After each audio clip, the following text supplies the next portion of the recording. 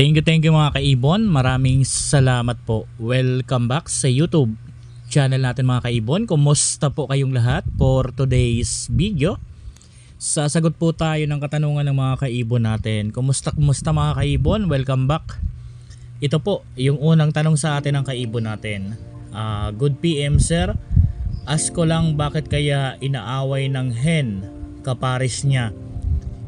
Kaya natatakot na lumapit yung kak, malapit na din bumaba. Inakay nila. Salamat po sa sagot and God bless and more power. Mga kaibon, disclaimer lang po. Ang isi-share ko dito ay base lamang ito sa kaalaman ko at karanasan ko po sa pag-aalaga po ng mga ibon. Sa tanong sa atin ng kaibon natin, bakit daw inaaway ng hen yung kapares niya? So nag-iba yung behavior siguro ng hen mga kaibon.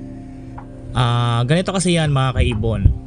May mga time na kapag po yung mga inakay pababa na, yung hen gusto na po niyan makipag-mate. Baka po kasi ayaw pa ng kak, ayaw ng kak na makipag-mate sa hen. So talagang magagalit po ang hen at talagang hahabulin po yan. Alam nyo kasi mga kaibon na lalong lalo na po sa mga naka-experience na yung inakay pababa pa lang or kaya naman medyo malalaki pa lang ang inakay, nagme-meet na yung breeder. So maraming pagkakataon na ganyan. So mabuti yung ganong senaryo na kapag po ang inakay is medyo malalaki na or pababa na, nakikipag-mate na yung parent doon. Kumbaga nagme-mate na yung parent. Magandang senaryo po yan. Pero kapag ganito na yung kak ayaw makipag-mate at gustong gusto ng hen na makipag-mate, talagang hahabulin po yan. So yan po ang unang tanong sa atin. Itong pangalawang tanong sa atin halos same lang din yung dalawa. Sagutin pa rin natin to dahil ito po ay medyo may katagalan ng katanungan sa atin.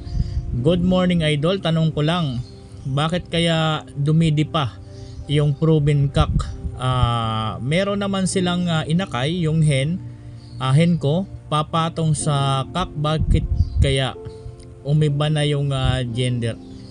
So ang tanong sa atin, bakit kaya dumidi pa yung proven cock? Meron naman daw silang inakay yung hen ko papatong sa kak, bakit kaya? So mga kaibon, ganito yan. Yung sa unang tanong sa atin, ayaw ng kak doon sa first question sa atin ni sir, ayaw ng kak kaya hinahabol siya ng hen, ayaw makipag-mate. Dito naman baliktad. Ang gustong makipag-mate dito, yung kak ni sir, ayaw ng hen. Ayaw pa siguro ng hen. Alam mo mga kaibon, hindi po yan nagpalit ng gender. Hindi na po yan magbabago ang gender. Ganito kasi yan mga kaibon. Once po ang kak ninyo ay dumidipa, ang ibig sabihin lamang po niyan, pinapadipa niya yung hen. Tinuturuan na niya na dumipa, lalong lalo sa mga basal. Kapag may mga basal na breeder kayo, kapag nakita ninyo ang kak na dumidipa, ibig sabihin yan, tinuturuan niyang dumipa ang hen or pinapadipa na niya ang hen. Gusto na niyang makipag-mate. Sinyalis yan. Ngayon kapag mga proven breeder na, kapag nakita ninyo na ang kak dumidipa, ang ibig sabihin lang po niyan, sinyalis na gusto na niyang makipag-mate doon sa hen. Ganun lang po yan. Wala po yan mga problema mga kaibon. Huwag kayong mag-alala. Kasi mga kaibon, ganito po. Yung ang hen mo siguro sir, hindi pa yan ready. Kaya pinapadipa ng kak. So kapag naging ready na po ang hen dyan, makikipag-mate na rin po yan. Sa kakusa na po yan, didipa. Kahit na hindi po yan dipahan ng kak na parang pinapadipa niya, kusa na po yan didipa kapag ready na po ang breeder po ninyo makipag-mate. Ngayon bibigyan ko kayo ng idea.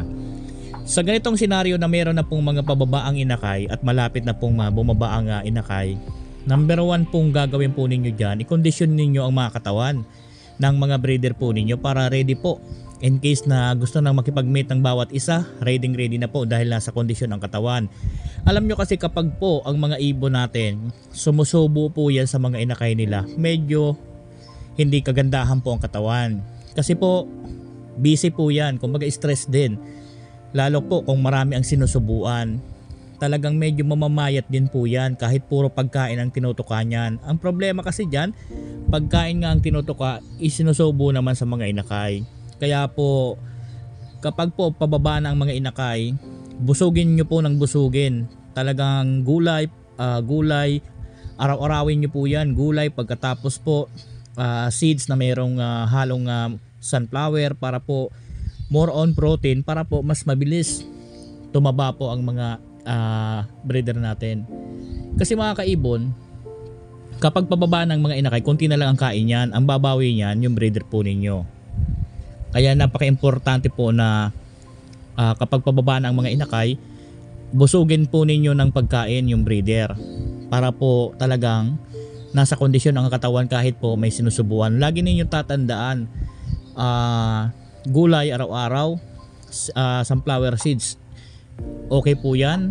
Mas maganda kung may separate kayong lagayan para po makakain ng maayos yung breeder po ninyo. Saka yung patoka, talagang medyo damihan nyo ng konti. Ang subo ng inakay niyan, konti lang. Kasi pababa na yan, ginugutom na yan para po bumaba na sila at mag-seeds. Ngayon, ang babawi dyan sa kain, yung breeder po ninyo. So, ganun lang po ang gawin po ninyo. Pwede po ninyo yung purgahin. Kung pababa ng inakay, wag lang gaanong tapangan. So, pwede po ninyo yung purgahin para po at least ma-deworm ninyo at gumanda pa rin yung kondisyon ng katawan.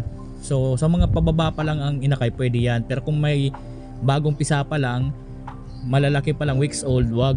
Baka po mapano yung mga inakay. Kasi buong yan, isusubo talaga yan doon sa mga inakay kapag uminom yan.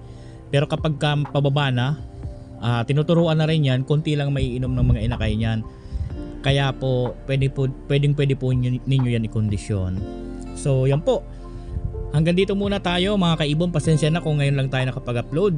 Na-miss ko po kayong lahat. Maraming salamat po. Happy birthday po sa ating lahat. God bless po sa ating lahat mga kaibon. Thank you po.